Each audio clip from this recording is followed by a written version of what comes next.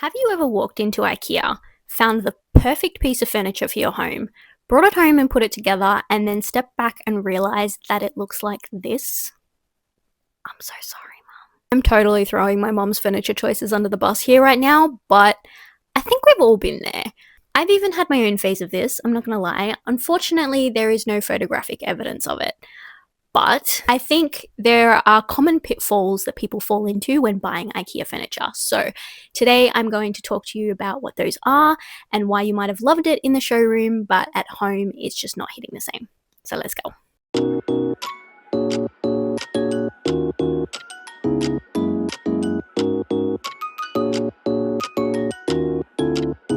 So first things first to note is that IKEA have professional designers who curate their spaces in order to sell their stuff to you.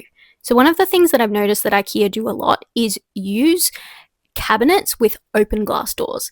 And they look beautiful, but only if what's inside them is styled very aesthetically. But you can even see in my mum's living room there, makeover coming soon, by the way, keep an eye out for it. You can see everything stacked inside, and sure, you can walk up to it and see exactly what you need and open the door and get it, but it's not styled in a way that looks particularly aesthetically pleasing. It kind of looks more like clutter.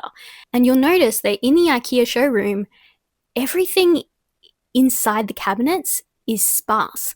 There is a lot of space between objects. There is a lot of empty space on shelves.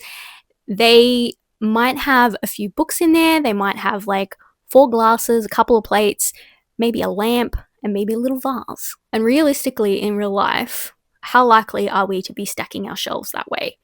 I think in real life, you're more likely to have more than 4 glasses. You're probably likely to have things that don't necessarily match. And you're probably also going to be wanting to use as much of that space as possible.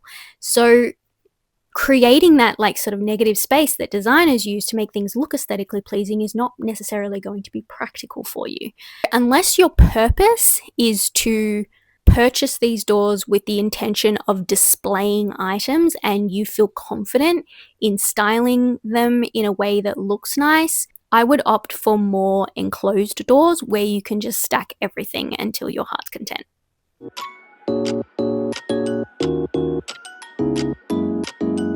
Now, look at these IKEA images. In any of them, do you see couches against a wall? Designers don't put couches on walls because it creates a sense of space and flow around the room. It creates zones. When you feel like you can actually move around furniture instead of just in front of it, it actually gives the illusion that there's more space in the room than there is. However, not all of us are blessed with rooms big enough to actually do this, or we might not have open plan living spaces that allow for such things. Now, sometimes IKEA will style a couch on a wall, but when they do this, every time they do, they put one of those little fake windows behind it because it still gives the illusion of space behind the couch. They're not stupid. So if you are one of those people who are tight on space, you can't put your couch in front of a window, and it has to be against a wall, try to just bring it out from the wall by maybe 10 to 15 centimeters and maybe place like a bit of a lamp sort of behind it to the right of it or even left of it, and have a rug to anchor the space, and that will just help to kind of give that illusion of space that the designers tend to go for by bringing couches into the middle of the room.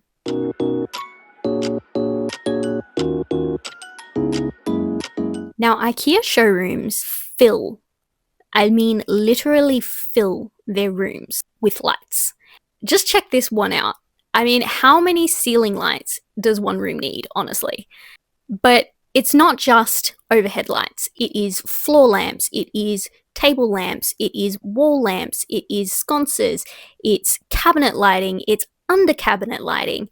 There are so many options for lighting, and IKEA use all of them in every room because lighting creates mood, and also things look good in light. So when things are well lit, you're more likely to buy them. Many people just use their overhead lights, and this tends to create quite harsh shadows on people, and it is quite a flattening effect, and it It just doesn't make a space feel particularly nice if you're only using overhead lighting. So let's look at this image, for example. These are all images that I have taken myself at IKEA. And let's just count how many light sources there are. So first here, we have lights above the counter, we have cabinet lighting, we have overhead lighting, we have a floor lamp, and we have a lamp on the TV cabinet as well. And here we have another bedroom, we have lights again overhead, we have 2 sets of bedside lamps. We have some which are more for task lighting and some which are more for ambient lighting. We have wall lamps, and we have lights shining directly on the curtains, and we also have a lamp on the top shelf. Now, you probably don't need to go this overboard with your lighting, but aiming for at least 3 lighting sources in your home will help a lot. Say, in addition to your overhead lighting, you might also want a floor lamp somewhere and maybe a table lamp somewhere else, or some kind of accent light, or maybe even a task light somewhere if it's, say, a reading nook or something like that. Just having at least 3 sources of light in your home or in your room will help to create that really cozy, inviting atmosphere that you might feel when you walk into an IKEA showroom.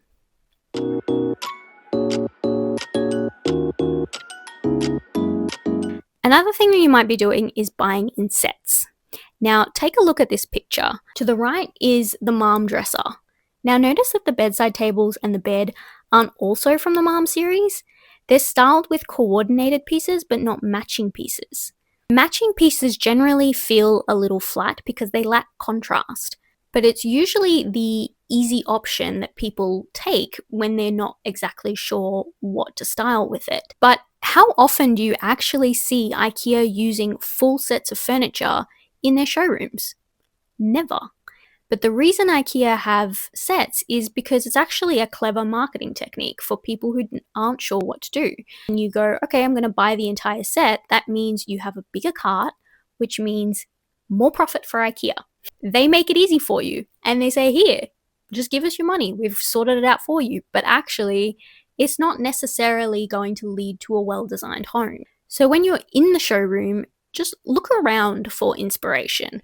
Look at what they're styling it with. For example, if you're looking at a dresser that is in wood, maybe look at a bed that is upholstered, or maybe one that's made of metal, or something that will be complementary, perhaps in a different color or just a different texture, but not necessarily matching. So here we are aiming for coordination, not matching.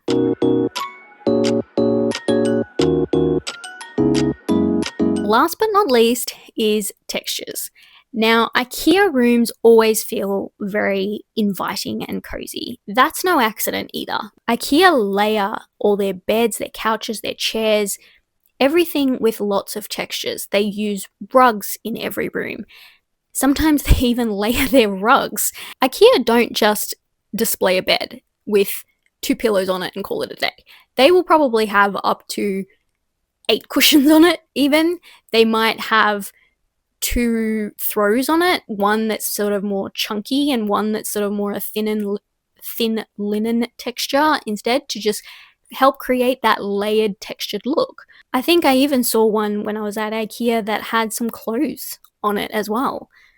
And they don't stop there. They keep going with woven baskets and layers of curtains. They'll have a thick linen curtain paired with a thin sheer curtain.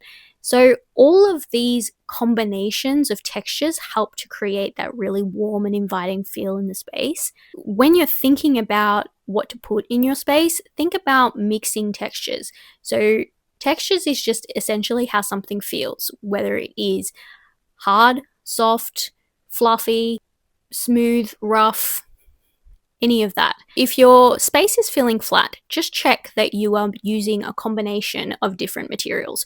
So that might be leather, that might be velvet, that might be linen, that might be glass, that might be wood, metal, whatever.